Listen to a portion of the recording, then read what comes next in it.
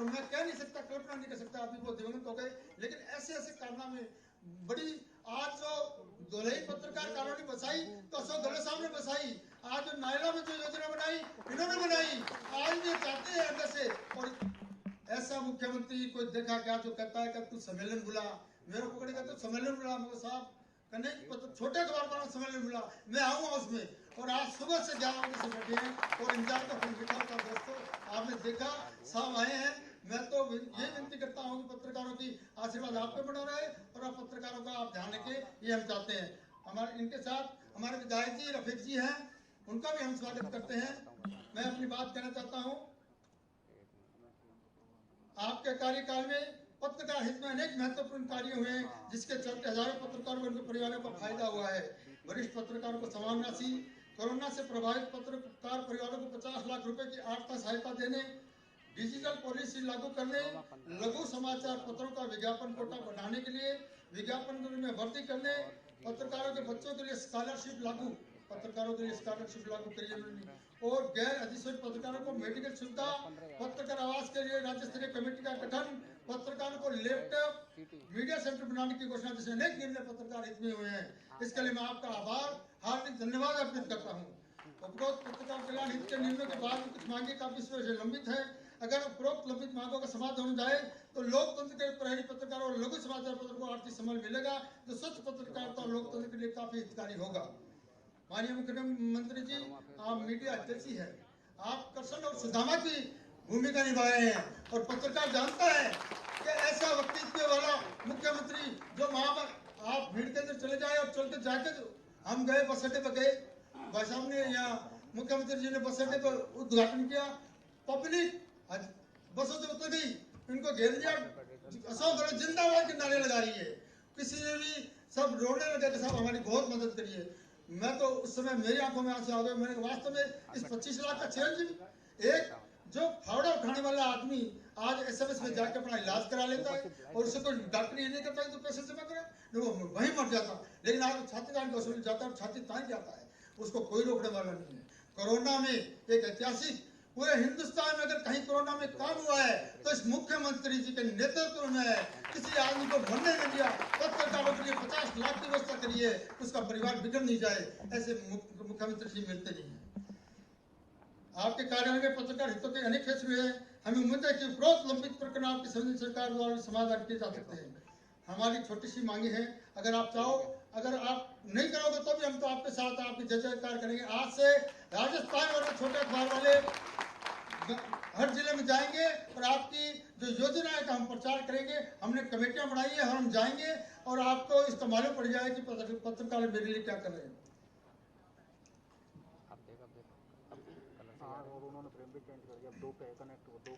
साहब आपकी बड़ी दिनों से भावना थी कि राज्य के साप्ताहिक, पाक्षिक एवं जिला स्तरीय दैनिक समाचार पत्रों को नियमित विज्ञापन देने हेतु विज्ञापन कोटा बढ़ाया जाए और हर महीने लघु समाचार को 2 पेज के विज्ञापनों की आप स्वीकृति प्रदान करें, उनका जीवन मुश्किल नहीं रहेगा। राजस्थान पर आपने हमेशा जब जब आए हो आपने इनके आवास की बड़ी चिंता करी है और नए पुराने काफी लोग हैं जिनको आपने धुले में दिया है, वो आज भी आपके नाम से वहाँ रह रहे हैं। राजस्थान के पत्रकारों के आवास योजना में लघु एवं मध्य समाचार पत्रों के पत्रकारों पर विशेष ध्यान दिया जाए। साथ ही उदयपुर जोधपुर की तर्ज पर ही जयपुर के जो नायला योजना भी आपने बनाई, उसमें कोई पिछली सरकार उसको देना नहीं चाहती थी, इसलिए उसको बिखेरने की कोशिश करी। उसमें सफल आवेदक 571 पत्रकार लिस्ट को यथावत उनको भी भूखंड आप चाहते हैं तो हो सकता है।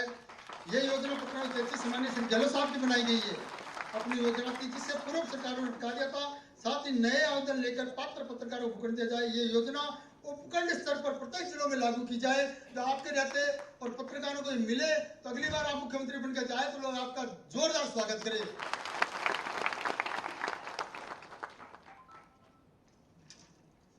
और कुछ ऐसी मांगे हैं जिन पर आप पे आर्थिक भार भी नहीं पड़ेगा। राजस्थान राज्य पथ परिवहन की बसें भारत में जहां तक जाती है वहां तक अगर पत्रकारों को निःशुल्क सुविधा मिल जाए तो इसमें कोई मेरे नहीं लगता ऐसा होगा। और पत्रकारों को निधन पर उनके आश्रित पत्नियां बच्चों को समान राशि की व्यवस्था की जाए। हालांकि मिल रही है, आधी राशि मिल रही है उनको, फिर भी आप उनका विशेष ध्यान करें। इसी के साथ मेरी बात खत्म करता हूँ। जय हिंद, जय भारत। धन्यवाद आदरणीय कमलेश गोयल सर। ये लघु और मध्यम अखबार ही हैं जो गांव-गांव में सरकारी पक्षधरता को मजबूत करते हैं। अखबार में आ गया है, यह उस खबर की पुख्ता और मजबूती का प्रतीक है। इन छोटे अखबारों को पढ़कर ही आम आदमी अपनी मानसिक भूख को शांत करता है। खींचो न कमान तो तलवार निकालो, खींचो न कमान तो तलवार निकालो, जब तोप मुकाबिल हो तो तलवार निकालो, जब तोप मुकाबिल हो तो तलवार निकालो। ऐसे ये लघु और मध्यम अखबार अपनी पक्षधरता को नित निरंतर मजबूत कर रहे हैं। कार्यक्रम की अगली कड़ी के रूप में मैं माननीय विधायक आदरणीय रफीक खान जी से अनुरोध करती हूँ वे कृपया आए और अपने आशीर्वचनों से हमें लाभान्वित करें। आदरणीय सम्माननीय विधायक आदरणीय रफीक खान जी।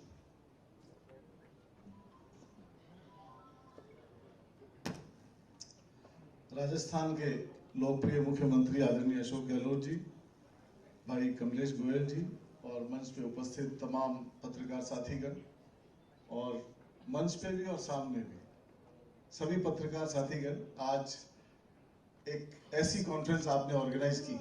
बड़े लेवल पे तो प्रेस के प्रोग्राम होते ही रहते हैं।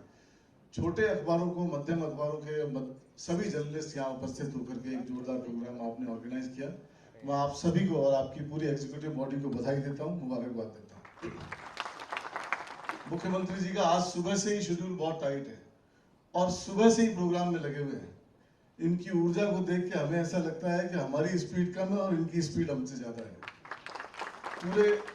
आप पूरे वीक का प्रोग्राम देखोगे तो एक दिन किसी जगह मिलते हैं, दूसरे दिन किसी जगह मिलते हैं, तीसरे दिन किसी जगह मिलते हैं, तो हम सबको एनर्जी मिलती रहती है। हम ये सोचते हैं कि उम्र की स्पीड के मुताबिक ये बहुत ज्यादा गति से आगे चल रहे हैं। तो मुझे पूरा विश्वास है कि इस बार 100% कांग्रेस की सरकार बनेगी और मुख्यमंत्री अशोक गहलोत चौथी बार राजस्थान के मुख्यमंत्री बनेंगे। आप सब ने ये प्रोग्राम ऑर्गेनाइज किया यहाँ, और जब कमलेश जी यहाँ मांगों के बारे में बता रहे थे तो मुख्यमंत्री जी ने पूरा अटेंशन दिया है। थारी बात में तवज्जो भी देगा और पूरी भी करेगा। मैं ये कह सकता हूं कि ये जो टेन्योर है राजस्थान का, इसमें किसी वर्ग को अछूता नहीं छोड़ा है। किसी भी समाज का कोई भी वर्ग ऐसा नहीं है जिसको कुछ न कुछ नहीं मिला हो। आज सुबह गैस सब्सिडी का प्रोग्राम था, करीब 60 करोड़ रुपए की सब्सिडी आज जो उपभोक्ता है उनको दी गई। उज्ज्वला योजना के नाम पे सिलेंडर तो बांटे केंद्र सरकार ने, लेकिन सिलेंडर और चूल्हे लटानों पे पड़े रहे। आज वो यूज किए जा रहे हैं, आज वो इस काबिल हुए हैं कि उनको सिलेंडर उनके अफोर्डेबल प्राइस पे मिल रहा है। और न केवल उज्ज्वला योजना के बेनिफिशरीज को, बल्कि बीपीएल परिवारों को भी 500 रुपए में सिलेंडर अगर पूरे देश में किसी स्टेट में मिल रहा है तो राजस्थान में मिल रहा है। आप सब पत्रकार बंधु हैं, 2-4 बात मैं आपको जरूर बताऊंगा कि मुख्यमंत्री जी की जो ये स्कीम है कैसे ये कामयाब हो रही है और कैसे आम आदमी का फायदा हो रहा है। आप उस आदमी की सोचो जो किसान तबके का आदमी है, यहाँ पूरे राजस्थान से आए हैं पत्रकार, गरीब आदमी है, गंगानगर में रहता है, बीकानेर के किसी इंटीरियर गांव में रहता है, उसको 2000 रुपए 2000 यूनिट बिजली की फ्री मिल रही है। आप हिसाब लगाओगे तो एक परिवार के अंदर क्या फायदा दिया जा रहा है, मैं आपको गिनती कराऊंगा और आपको एहसास कराऊंगा। ये ऐसे नहीं है कि मुख्यमंत्री जी ने सोचा और उन्होंने इंप्लीमेंट कर दिया। ये वो रीजन है कि महंगाई की मार है पूरे देश के अंदर, और महंगाई की मार इस कदर है कि आदमी की इनकम तो बढ़ी नहीं है पिछले 10-15 सालों में। जमीनों के प्राइसेस कब बढ़े? 4 से 14 के बाद में बढ़े, और 4 से 14 का पीरियड जो गया उसके बाद में आर्थिक हालात हिंदुस्तान के बहुत खराब हो गए। डॉलर प्राइसेस 55 रुपए का डॉलर होता था, वो 60 रुपए पे 82 रुपए पहुंच गया। गैस का सिलेंडर 400 रुपए पे होता था, वो 1150 रुपए पहुंच गया। तो महंगाई की मार इस कदर थी, तो मुख्यमंत्री जी ने एक ऐसा फैसला लिया जिसमें आम आदमी को, गरीब आदमी को, एक परिवार को 5-6 हजार रुपए की बचत कैसे हो। जो आदमी, उस आदमी की सोचो आप जिसकी मंथली इनकम 12 से 15 हजार रुपए है, अब उस आदमी को अगर 2000 रुपए या 2500 रुपए सिर्फ बिजली के, खेती के बिल के बच जाए तो उसको कितना बड़ा फायदा होता है। और उसी के परिवार में एक कोई बुजुर्ग दंपत्ति है और उसको, बुजुर्ग दंपत्ति को 2000 रुपए महीने की पेंशन मिल रही है, और उसी परिवार के अंदर उसको 1000 रुपए 1100 रुपए जो 100 यूनिट बिजली की फ्री कर दी, 650 रुपए अभी आ रही है। और अभी जो इस साल जो अनाउंसमेंट किया इस बजट में, और अभी 3 दिन 4 दिन पहले मुख्यमंत्री जी ने उसका क्लेरिफिकेशन दिया और उसमें एड ऑन फैसिलिटी दे दी कि 100 यूनिट तक तो किसी को जीरो बिल आएगा, 100 यूनिट तक तो किसी को सोचने की जरूरत नहीं है। तो करीब करीब ये संख्या 1 करोड़ परिवार की हो जाएगी। उसमें भी 1000-1500 रुपए का फायदा एक परिवार को होगा। महात्मा गांधी स्कूल खोल दिए गांव-गांव, ढाणी-ढाणी। पहले समस्या क्या थी? समस्या ये थी कि एक आदमी जो 12-15 हजार रुपए महीने का कमाने वाला है, उसके 1000-1500 रुपए बिजली पानी में लग जाते, 1000-1500-2000 रुपए उसके घर में कोई शख्स बीमार था उसमें लग जाते, उसके इलाज में लग जाते, और 1500-2000 रुपए उनके बच्चों के एजुकेशन में लग जाते। तो रसोई के लिए पैसा नहीं बचता था। मुख्यमंत्री जी की ये पहल आम आदमी की रसोई में 5-6 हजार रुपए महीने का बचाने का काम करेगा। और मुख्यमंत्री जी जो गरीब परिवार का आदमी है, उसके पास तो कोई रास्ता ही नहीं बचता था कि वो कैसे अपना खर्चा चला सके। ये 5-6 हजार रुपए जो आप दे रहे हो, चाहे वो पेंशन के रूप में दे रहे हो, चाहे बिजली के रूप में दे रहे हो, चाहे खेती के बिजली के बिल के रूप में दे रहे हो, और चाहे दवाई पानी के रूप में दे रहे हो, आज राजस्थान के बासिंदे को ये सोचने की जरूरत नहीं है कि मेरे पास में अगर मेरा कोई घर का सदस्य बीमार हो गया तो मैं इलाज कराने कैसे जाऊंगा। और पहले की स्थिति क्या थी आप सबको मालूम है, अगर किसी के घर में किसी परिवार के बुजुर्ग आदमी का हार्ट अटैक आ गया तो वो ये सोचता वो तो मरेगा नहीं मरेगा, वो पहले मरने को तैयार हो जाता कि पैसे कहां से लाऊंगा, इलाज कहां से कराऊंगा। हमारा संस्कार, हिंदुस्तान का संस्कार, हमारी संस्कृति ये नहीं कहती सास बहू चाहे घर में कितनी भी लड़ाई कर ले, लेकिन जब सास बीमार होती है तो औरत अपने जेवर निकाल के दे देती है कि इनका इलाज कराओ। आदमी ये सोच लेता है कि चाहे मेरे को मकान बेचना पड़े, चाहे जमीन बेचनी पड़े, चाहे जायदाद बेचनी पड़े, इसका इलाज कराएंगे। लेकिन आपकी ये स्कीम, चिरंजीवी योजना की स्कीम, आपको आम आदमी को 25 लाख रुपए तक की बीमारी का इलाज फ्री देती है। किसी को कोई सोचने की जरूरत नहीं है, न कोई जमीन बिक रही है, न कोई जायदाद बिक रही है। आदमी फ्री में जाता है, खाली हाथ हॉस्पिटल में जाके, प्राइवेट हॉस्पिटल में भी इलाज करा के आता है। तो ऐसी स्कीमें राजस्थान में लॉन्च हुई है। मुझे पूरा विश्वास है कि हम जब इन्होंने समाज के हर तबके को दिया है तो आपका भी पूरा ख्याल मुख्यमंत्री जी रख रहे हैं। मुझे पूरा भरोसा है कि राजस्थान में बड़े जर्नलिस्ट के साथ छोटे अखबार भी ग्रो करेंगे, छोटे पत्रकार भी ग्रो करेंगे, और राजस्थान एक ऐसा देश, एक ऐसा प्रदेश बनेगा देश के अंदर जो हर मामले में आगे होगा। आप सब सुबह से बैठे हैं यहाँ एकत्रित हुए हुए, मुख्यमंत्री जी को सुनना चाह रहे हैं। आपने मुझे बुलाया, मौका दिया, मैं आपका तहे दिल से शुक्रिया अदा करता हूँ। बहुत बहुत शुक्रिया, बहुत बहुत धन्यवाद।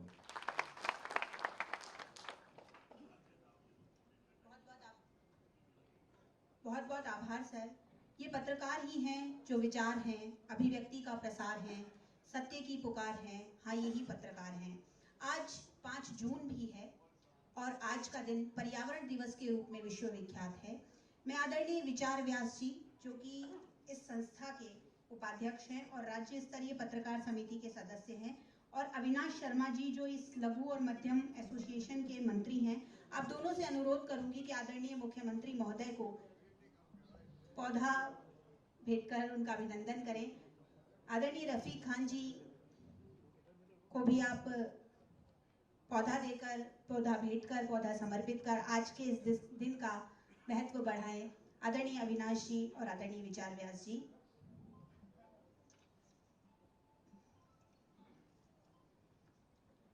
मैं कार्यक्रम की अगली कड़ी के रूप में, जिसका आप बहुत बेसब्री से इंतजार कर रहे हैं, विकासशील समाज की परिकल्पना को साकार करने वाले, जिनकी कटिबद्धताओं से राजस्थान प्रगति की सीढ़ियां चढ़ रहा है। जैसा कि अभी विधायक महोदय ने बताया कि ये एकमात्र ऐसे मुख्यमंत्री हैं जो रोटी, कपड़ा और मकान सभी को ध्यान रखते हैं। ओपीएस, मुख्यमंत्री चिरंजीवी योजना, महंगाई राहत शिविर, हर योजना इनकी गरीब व्यक्ति को राहत देने वाली है। इनकी कटिबद्धताओं के कारण ही राजस्थान प्रगति की सीढ़ियां चढ़ रहा है। इनके फैसलों से राजस्थान का हर वर्ग खुश है। आप एक बार जोरदार करतल ध्वनि से हमारे यशस्वी मुख्यमंत्री का स्वागत और अभिनंदन करें। ऐसे जन जन के लाडले, यशस्वी, लोकप्रिय मुख्यमंत्री आदरणीय अशोक गहलोत जी को मैं मंच पर आमंत्रित करती हूँ कि पधारें और अपने प्रखर उद्बोधन से हमें गौरवान्वित करें। आदरणीय अशोक गहलोत जी, माननीय मुख्यमंत्री राजस्थान सरकार।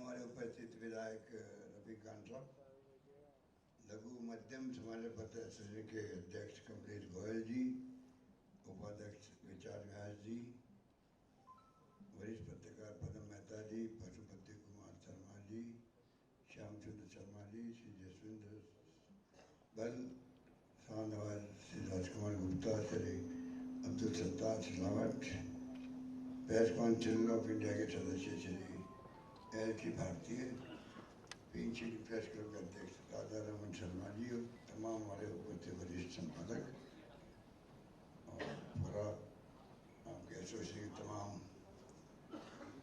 परिवार के सदस्यगण, मुझे खुशी है कि लघु मध्यम समाज पत्र एसोसिएशन द्वारा आज ये पत्रकारों के लिए सम्मेलन आयोजित किया गया। जैसे कमलेश जी कह रहे थे कि एक प्रकार से मैंने खुद ने कह के ही बुलाया आप लोगों को।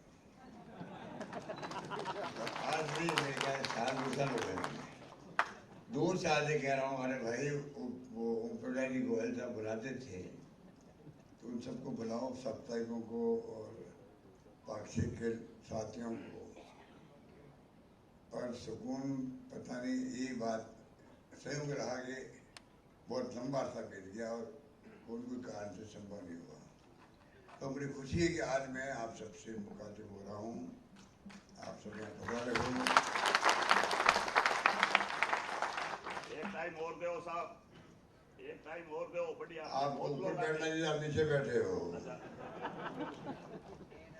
तो एक ही बात है, सब सम्मान है। हजारों आदमी आते साहब। मुझे बहुत ही अच्छा लगता है साप्ताहिक और पाक्षिक की बात होती है, क्योंकि फ्रीडम मूवमेंट में जो भूमिका थी पत्रकारों की, उसको केंद्र में रखना चाहिए आप सबको दिमाग के अंदर। उस वक्त गुलाम थे हम लोग अंग्रेजों के और सामंतशाही थी, अलग माहौल था। तो मामा असली प्रसाद जी और रियाना व्यास जी, मानव वर्मा जी, कितने पत्रकार उस जमाने में बच्चे बने और उन्होंने भूमिका अदा करी, वो मुझे ज़्यादा आप जानते हैं। और आज भी जो स्थिति है देश के अंदर, प्रदेश के अंदर, चाहे किसी की सरकार हो, आपकी भूमिका ही है, उसमें कोई कॉम्प्रोमाइज नहीं हो सकता और ना आपको कॉम्प्रोमाइज करना चाहिए। असली पत्रकार वही है जो सामाजिक सरोकार रखे, प्रदेश शासन सरोकार रखे और प्रदेश और देश सरोकार रखे, उस रूप में ही आपकी भूमिका होनी चाहिए। और आप लोग प्रयास करते भी हैं सीमित साधनों के बावजूद भी। महंगाई का जमाना आपके लिए भी है, महंगाई शिविर लग रहे हैं तो आप भी कोई अछूत तो हो नहीं, पत्रकार भी कोई अमीर तो होते नहीं हैं, बड़े बड़े जाइंट जो अखबार निकलते हैं, उसके बावजूद भी जिंदा रहना बहुत बड़ी बात है। अब जलदीप जी हमारे बैठे हैं, पदम मेहता जी, कोई जमाने में जोधपुर में नंबर 1 अखबार जलदीप भी था, इनके भाई मानक मेहता जी निकालते थे। और बाद में धीरे धीरे पत्रिका भास्कर आ गए, अपने आप को जिंदा रखने के लिए रात दिन संघर्ष कर रहे हैं। एक उदाहरण दिया मैंने कहा, ऐसे कितने लोग होंगे आप में से जो डेली अखबार निकालते होंगे मान लीजिए, और सीमित साधनों से आप अपना काम चला रहे। सरकार की सहानुभूति आप जितना सोचते हो उससे ज्यादा आपके साथ में।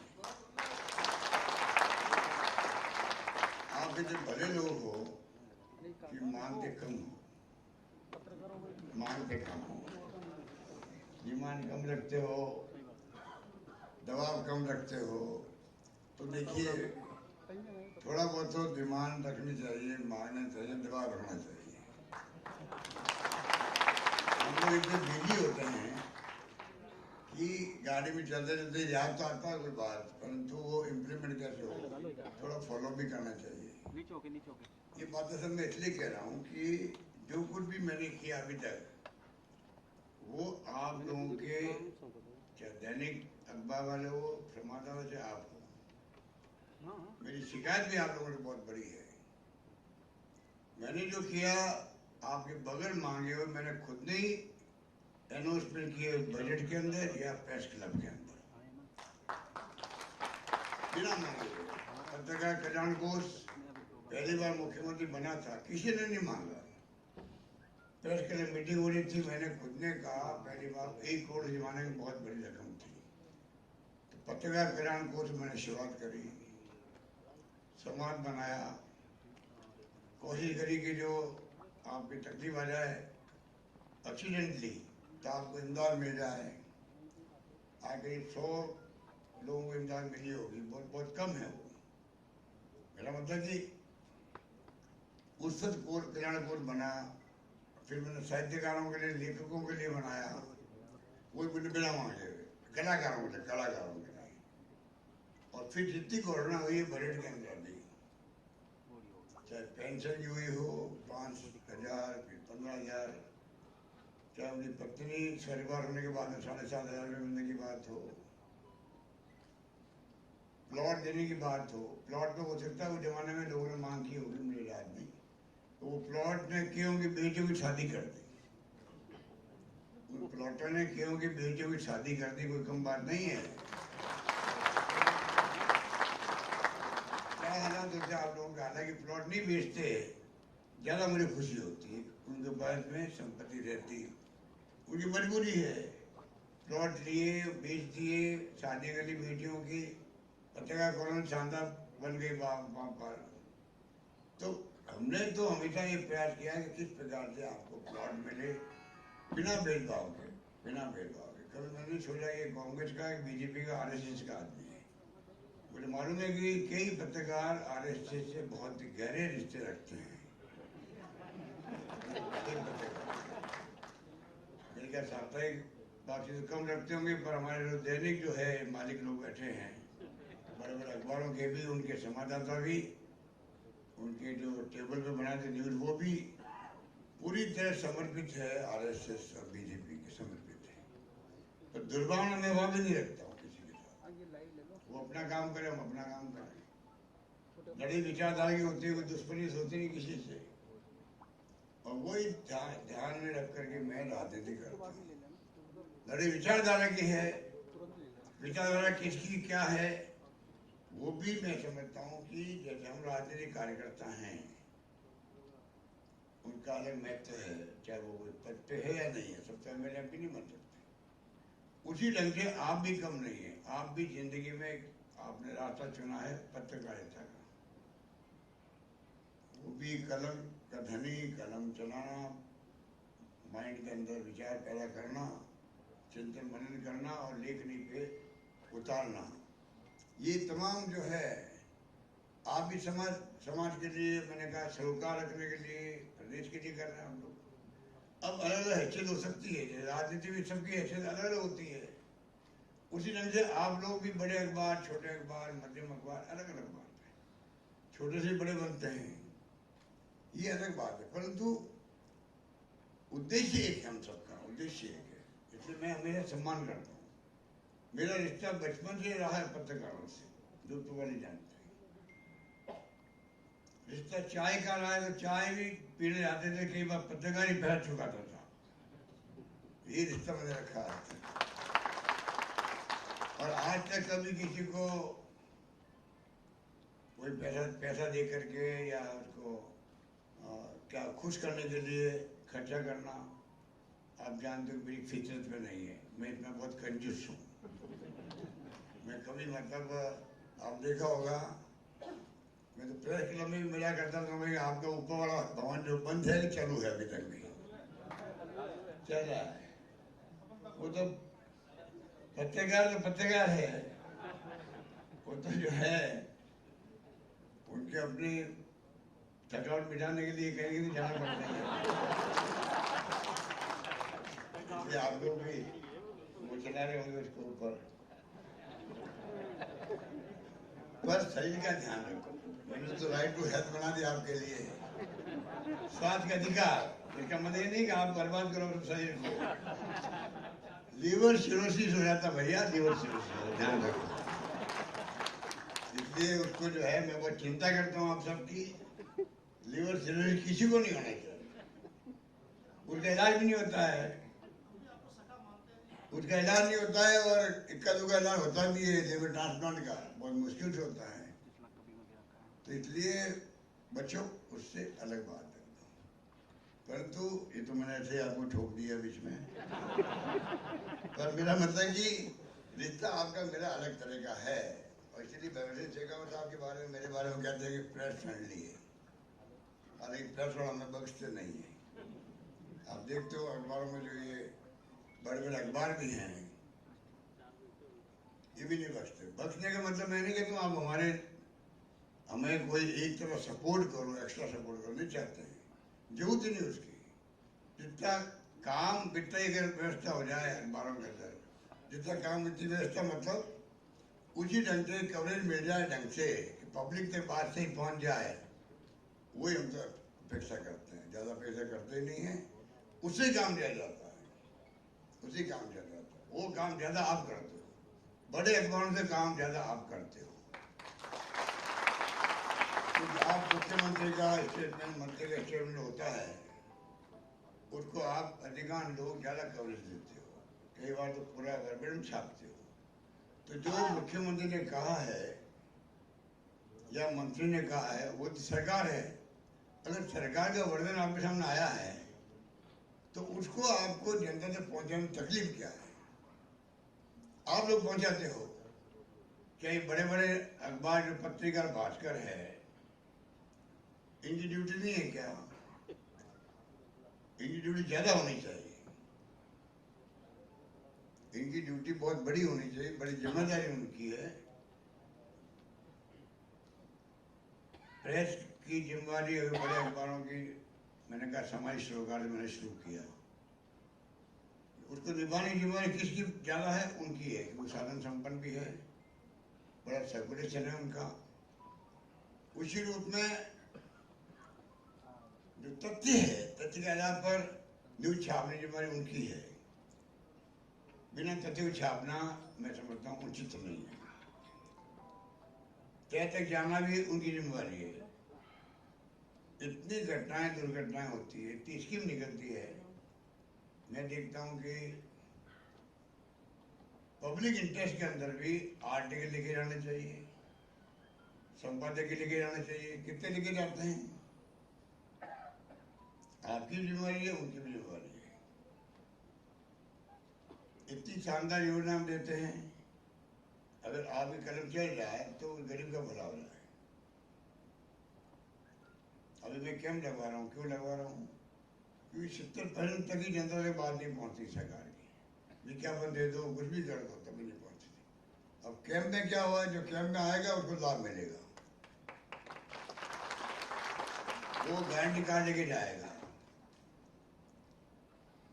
अभी तक मैं समझता हूँ बहुत कम समय में जो प्रोग्रेस हुई है वो बहुत ही अच्छी प्रोग्रेस हुई है। इसलिए मैं कहना चाहूँगा कि स्कीमें एक से एक शानदार है। 4-5 स्कीमें ऐसी है जो हिंदुस्तान में सिर्फ राजस्थान में ही है। और 25 लाख का बीमा है, किसे कहते हैं? 25 लाख का बीमा प्रीमियम हम भर रहे हैं, पत्रकारों का प्रीमियम हम भर रहे हैं। उनको शनि में दिया गया जहाँ आपका इतने पैसे नहीं लगे।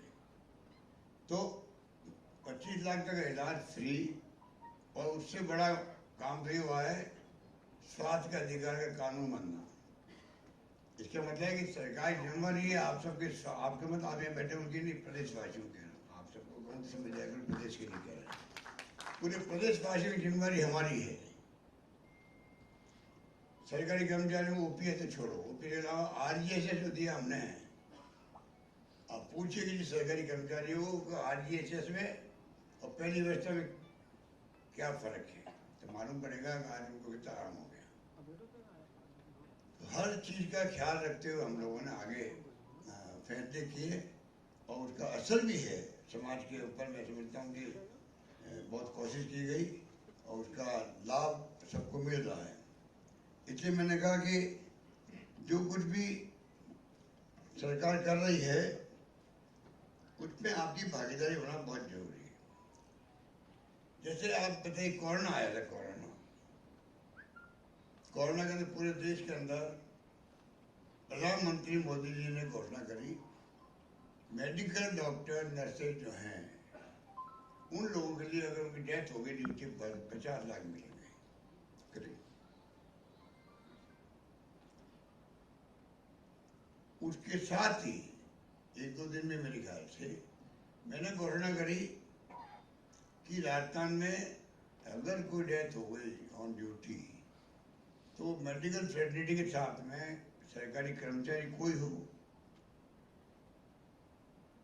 चाहे वो पुलिस कांस्टेबल क्यों नहीं हो, क्लर्क क्यों नहीं हो, चपरासी क्यों नहीं हो, सबके लिए। और साथ में मैंने पत्रकारों के लिए भी करी। आज करीब 450-500 रुपये 9-10 पत्रकारों को पैसे मिले, उसके अंतर्गत 50,000 लाख मिले। तो एक सोच की बात है कि सोच रख करके हम लोगों ने सरकारी कर्मचारी भी तो अगर वो सेवा कर रहा है ड्यूटी पर, कोरोना के ग्रसित हो गया, डेथ हो गई, तो वो भी तो इंसान है। तो इस प्रकार के जो फैसले हमने किए एक तरफा, उनका लाभ मिला। उस वक्त प्लॉट देने की बात जब कही, अभी भी आप लोग डिमांड करते रहते हैं लगातार। मैं धारीवाली को कहा अभी 5-6 दिन पहले ही, रफीक जी को मैंने कहा भाई आप जरा कोऑर्डिनेट करना है, जो भी है वो एक फैसला हो जाए। पहले हाईकोर्ट चले गए, पिछली बार सरकार थी हमारी तो करीब करीब फैसला हो गया था, जगह तय हो गई थी, जगह आपने बदलवाई, उसके बाद वो फिर उलझते गया और वो मिले नहीं प्लॉट। जबकि उदयपुर में, अलवर में कई जगह तो मिल चुके हैं प्लॉट, उनको कुछ शिकायत नहीं है। तो मैं चाहूँगा कि जो आपकी डिमांड बता रहे थे कमलेश को, विशेष थी कि वो उसको दिफा देंगे और मांगे पैदा करो। पैदा तब करोगे तब आप उसके गहरे में जाओगे। हमें किस प्रकार से जो संगठन हमारा बना हुआ है, जब मैंने कहा 2 साल हो गए मुझे कहते कि अधिवेशन बुलाओ, समझे, इसमें तुम्हारी गलती नहीं है। तो तुमने मुझे 1-2 बार मुझे कहा भी होगा, पर ये पिताजी जो करते थे ना, तो कम से कम लोग आके बैठते थे। आज तो मैं भी लेट आया हूँ आपके बीच में, मुझे नहीं मानता आप सुबह बैठे हो, मुझे मालूम होता कि मैं टाइम पे आता। मुझे 4 बजे बुलाया गया तो 6:30 बजे करने, कोई बात नहीं, आजकल तो व्हाट्सएप ग्रुप बने होते हैं, वरना मैं पहले आ जाता हूँ। और मुझे खुशी हुई सुबह आपने बैठ करके डिस्कशन किए। अगली बार बताओगे मुझे बैठा के, तो मैं चाहूँगा कि मैं खुद बातें आपकी सुनूं और किस प्रकार से हम लोग क्या कर सकते हैं आपके लिए, उसमें मैं अपनी रुचि दिखाऊं। बाकी जो मैं समझता हूँ कि कोई विशेष बात तो की नहीं आपने, स्वागत किया है, सम्मान दिया है, परंतु मैं चाहता हूँ कि आपका जो संगठन है ये मजबूत बने।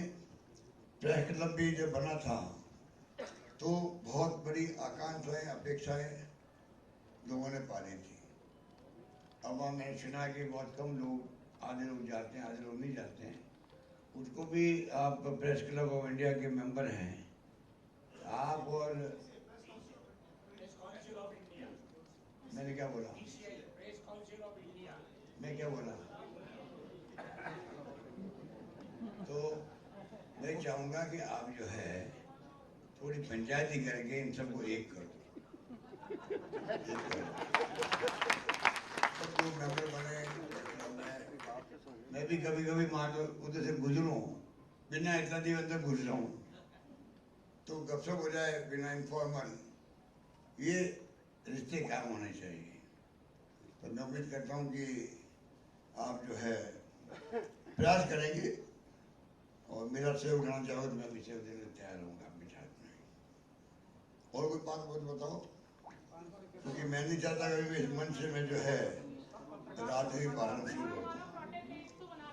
राजनीतिक बातें करनी बहुत है, तो इतना मैं कहना चाहूँगा कि जो अभी हालात है देश के, उसमें आपका संविधान, क्योंकि संविधान की मूल भावना से देश चलना चाहिए। संविधान की मूल भावना जो है लोकतंत्र है, आपकी हमारी ड्यूटी है, पहली ड्यूटी है। जैसे मैंने कहा फ्रीडम मूवमेंट में आपकी भूमिका थी, उसी रूप में आज भी जो है वो भूमिका रहनी चाहिए। उसके मायने ये थे मेरे कहने के कि जिस प्रकार से उस वक्त में आप लोगों ने हिम्मत दिखाई उसी ढंग से अब भी जो है हम कहते लोग जो खतरे में हैं, अब खतरे में है कि नहीं है, आप उसको विश्लेषण करो। हम कहते हैं संविधान की धज्जियां उड़ रही है, उड़ रही नहीं उड़ रही, आप देख लीजिए। क्योंकि मुझे लगता है जो देश में हालात है, मेरे प्लेटफॉर्म आजकल बन गए सोशल मीडिया के, उसको आप उपयोग करते होंगे। इतने प्लेटफॉर्म हिंदी के भी हैं, सत्य हिंदी करके प्लेटफॉर्म में देखता हूँ, अच्छे जैसे डिस्कशन उसके अंदर होते हैं, ऐसे कई सैकड़ों प्लेटफॉर्म है। उसमें जो आपके बुद्धिजीवी, साहित्यकार, पत्रकार जो लोग हैं, वो आप अगर सुनेंगे तो आप भी सुनते होंगे या आप लोग खुद भाग लेते होंगे, तो आप पाएंगे कि वास्तव में किस दिशा में जा रहा देश कोई नहीं जानता है। इसलिए मैंने कहा कि जरा आप इस पे गौर करें, आप लोग भी किस प्रकार से हम लोगों की क्या भूमिका होनी चाहिए। आप संगोष्ठी कर सकते हैं प्रेस क्लब के अंदर, खाली एक बार सालों बुला लिया नहीं काम चलता। आप कोई भी विषय लेके मैं आऊँ या नहीं, वो छोड़ रही, मंत्री आ जाएगा, बुद्धिजीवी आ जाएंगे। आप जयपुर राजधानी में आप बैठे हैं, देश में इतने बड़े बड़े साहित्यकार हैं, लेखक हैं, पत्रकार हैं, आज जेल में बैठे हुए वो देशद्रोह के नाम पर। सरकार किसी की भी हो, आलोचना जो है वो सुनने का माध्यम सरकार में होना चाहिए जब लोकतंत्र चलता है। अगर पक्ष मैंने नरेंद्र मोदी जी को कहा वहाँ मानगढ़ के अंदर या नाथद्वारा में कि पक्ष तब है तब विपक्ष है, बिना विपक्ष के पक्ष क्या हुआ। आप अगर सत्ता में है, पक्ष के अंदर है, बिना विपक्ष के पक्ष क्या हुआ। वो भावना है क्या, कांग्रेस मुक्त भारतीय बात कर रहे हैं हम लोग, कोई मुक्त होता है क्या। और विचारधारा मुक्त कभी नहीं होती है, विचारधारा तो आगे जाके बढ़ती जाती है। इसलिए मैंने कहा कि जो हालात होते हैं चिंतन करें, मनन करें, और मनन तो कोई भी कर सकते हैं, या आरएसएस का है वो क्यों नहीं करते, वो भी कर सकता है। तो मेरा मानना है कि जो देश में मैं डिस्कशन सुनता हूँ उसमें थोड़ा और चिंता होती है, घटना दुर्घटना ऐसी भी हो रही है शासन के अंदर भी, राज्यों में भी। तो हम लोग मिलकर जयपुर को मैं चाहता हूँ, मैं तुम्हें जयपुर की बात करता हूँ। मैंने कहा जयपुर को राजधानी 2030 तक राजस्थान नंबर 1 राज्य की श्रेणी में आए, नंबर 1 बने या नंबर 1 राज्यों की श्रेणी तक पहुंच जाए, तब भी कोई बात नहीं। पर कैपिटा इनकम या बढ़े, हैप्पीनेस इंडेक्स बढ़े। आज भी राजस्थान आपको शायद मालूम होगा, देश के अंदर आर्थिक विकास दर में हम दूसरे नंबर पे आ गए। नंबर 1 आंध्र प्रदेश 11.4%, ये भारत सरकार के आंकड़े हैं ये, और नंबर 2 राजस्थान 11.04%। तो राजस्थान की स्थिति वित्तीय प्रबंधन से भी अच्छी है। इतनी योजना लेके आए तो सोच समझ के लेके आए। मोदी जी कहीं चले गए कि आप दिवालिया देश हो जाएगा, वो तो पॉलिटिकल जुमले होते हैं। चुनाव आ गए तो अप एंड डाउन चलेंगे प्रधानमंत्री जी के, अब वो अपना काम करें, हम अपना काम करेंगे। तो मैं चाहूँगा कि राजस्थान में पत्रकार उनके संगठन मजबूती से काम करे, सामाजिक सरोकार को निभाने में आप पीछे नहीं रहे। देश के अंदर पूरे देश के जो भी आपके पत्रकार बिरादरी के साथी हैं, आपके हैं, एक से बढ़ के एक है देश के अंदर, उनकी गोष्ठी होती रहे। जयपुर ऐसे स्थिर बन जाए, प्रेस क्लब का मायने से देखो, प्रेस क्लब बना था भगत सिंह शेखावत साहब ने जो अलॉटमेंट की थी बिल्डिंग, मैं उस पर मैं सीएम नहीं बना था, मैंने कहा हम भी कभी मेंबर बनेंगे पत्रकार के। और जब मैं मुख्यमंत्री बना तो मैंने मेरा क्या, मैं मुख्यमंत्री बना इसलिए मुझे पत्रकार प्रेस क्लब का मेंबर बनना था। मुझे कार्ड दिया आप लोगों ने, सीएम बनने के बाद दिया कार्ड, मुझे पहले नहीं दिया। मैं कहा मैं बना इसीलिए मुख्यमंत्री, मुझे प्रेस क्लब का मेंबर बनना था। वो सपना था मेरा प्रेस क्लब के बारे में। उस टाइम के प्रेस क्लब जो है वो बढ़ गया, आप बढ़ गया आजीवन सदस्य। तो अब तो वो मैं मुख्यमंत्री बनना पड़ा ना मेरा। तो मैं चाहूंगा कि आप जो है कम अभी मेरे साथ बैठिएगा 5-10 लोग, चर्चा करेंगे अपन लोग। मुझसे क्या चाहते हैं आप? सरकार पूरा सहयोग करेगा, डीपीआर पूरा सहयोग करेगा, डीपीआर पूरा, बैठो भैया, डीपीआर पूरा सहयोग करेगा आपका। सरकार की मदद खड़ी है, आप अलग नहीं है हमसे। बैठ दो, बैठ दो, आप अलग नहीं है, आप डीपीआर के परिवार के सदस्य समझो अपना आपको। और आप जो है इसी रूप में मांगे चलो कि हम क्या कर सकते हैं। आप अपने बातचीत करो, कभी आओ मेरे पास में बताओ, मैं डीपीआर वालों को बुला लूंगा वहां पर। मैं चाहूंगा आपके डीपीआर के साथ में बातचीत हो, कोई अड़चन आ रही हो, आपको कोई सिस्टम बदलना हो, प्रक्रिया बदलनी हो वहां पर, अब पता ही हम लोगों को। आपके जो पेंशन का मामला 15,000 का मान लो, आपने कभी मांगनी 15,000 करो हमारे पेंशन, बिना मांगे हुए हम लोगों ने। ये कोई तरीका होता है क्या? आप तो कहना जी भाई हमारे पत्रकार तकलीफ में है, सरकार को चाहिए 5 से 15,000 करो, 25,000 करो। आप क्यों नहीं कहते हो भाई? आप क्यों नहीं कहते हो? दे नहीं दे सरकार की मर्जी है, मांगने का हक तो आपका हक नहीं है। उन लोगों ने जो वजह तकलीफ के अंदर, अभी जो किस्सा बताया कमलेश ने कि इनको चूरू के अंदर कोई मिल गया, ऐसे कितने चूरू मिलने वाले होंगे भाई राजस्थान के अंदर, आप हम जानते भी नहीं होंगे। इतने मैंने कहा साहित्यकार है, पत्रकार है, लेखक है, कलाकार है, वो ये ऐसी बिरादरी है जो स्वाभिमान रखती है, स्वाभिमान रखती, बार बार आगे बिगनी मांगते हैं लोग, मेरे को ये कर दीजिए, मैं तकलीफ में हूँ। मुझे नहीं मालूम कोई पत्रकार आके मुझसे कोई आर्थिक सहयोग मांगा हो, इक्का दुक्का छोड़ दीजिए। आप कल्पना कीजिए ना, ये स्वाभिमानी कौम होती है, स्वाभिमान के साथ जिंदा रहना चाहती है, चाहे पत्रकार हो, चाहे साहित्यकार हो, चाहे लेखक हो। इसलिए आप इन बातों को समझो आप लोग, मैं ये बातें दिल से कह रहा हूँ। मुझे उम्मीद है कि आने वाले वक्त में आपका संगठन मजबूत होगा, सब बातें ठीक हो जाएगी। आप 2 महीने बाद वहां पर प्रोग्राम कीजिए, मैं आऊँगा। चुनाव आ जाएंगे हमारे, तो मैं बिजी हो जाऊँगा, पता नहीं आ पाऊँगा नहीं आ पाऊँगा। अगर मैं नहीं भी आ पाऊँ तो कम से कम आप अशोक चांदना ने बुला लीजिए, मीटिंग कर लीजिए, कुछ भी कीजिए, पर आपके जो आप चाहते क्या है। अभी तो राजस्थान में चुनाव आ रहे हैं, चुनाव के अंदर हमें क्या भागीदारी हो, मैं आपके अंतरात्मा में छोड़ता हूँ। मैं नहीं कहूँगा आप मेरे लिए घूमते रहो राजस्थान के अंदर, आपके ऊपर है, पर जो सच्चाई है उसको लेके आप राजस्थान का, मैं फिर कहूँगा प्रदेश के अंदर सामूहिक श्रोका निभाने का आप दायित्व है, उसमें आपको कोई कमजोरी नहीं दिखा है। सरकार में फिर कहूँगा डीपीआर आपके साथ खड़ी मिलेगी। आपको धन्यवाद, जय हिंद।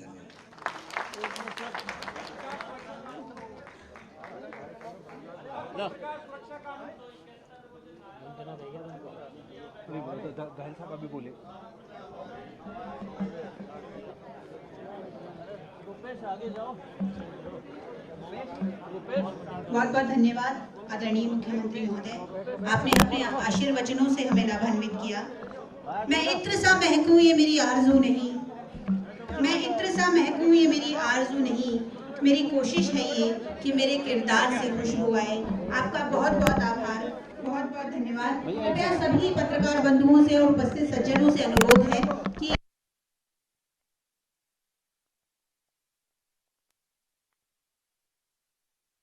हमारे आदरणीय मुख्यमंत्री जी को अपने भाव पुष्प अर्पित करना चाहती है।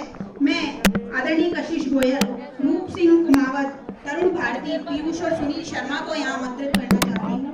वे मुख्यमंत्री जी को अपना स्मृति चिन्ह प्रदान करें। स्मृति चिन्ह के लिए मुकेश चौधरी जी, एएस सिलावट, मांगीलाल भाई हम भी खड़े पीछे यार, क्या बात कर रहा है, फ्रेम मारे यार। जी सामने से भाई आता रहा यार, सामने इधर इधर इधर इधर सर सामने।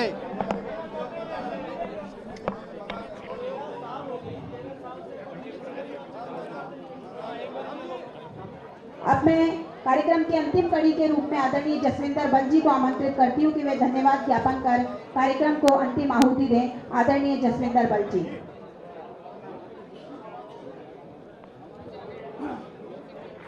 आदरणीय जसविंदर बल जी कृपया मंच पर पधारें। शांति बनाए के प्लीज। मैंने सोच रहा हूँ आदरणीय मुख्यमंत्री महोदय, आपने सही कहा है कि आपका और हमारा रिश्ता अलग है। निसंदेह सभी लोग सुबह 10 बजे से आए हुए हैं। यही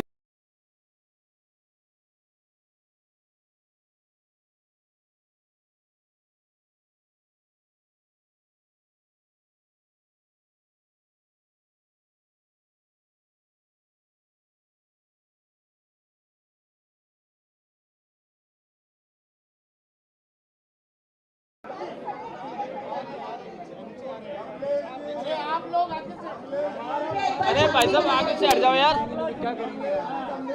हेलो भैया या तो नीचे आ जाओ या तो ऊपर। पत्रकारों की क्या गलती आगे है बात साहब? आगे। पत्रकारों की क्या गलती है?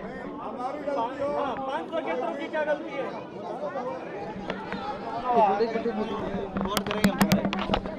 सीएम साहब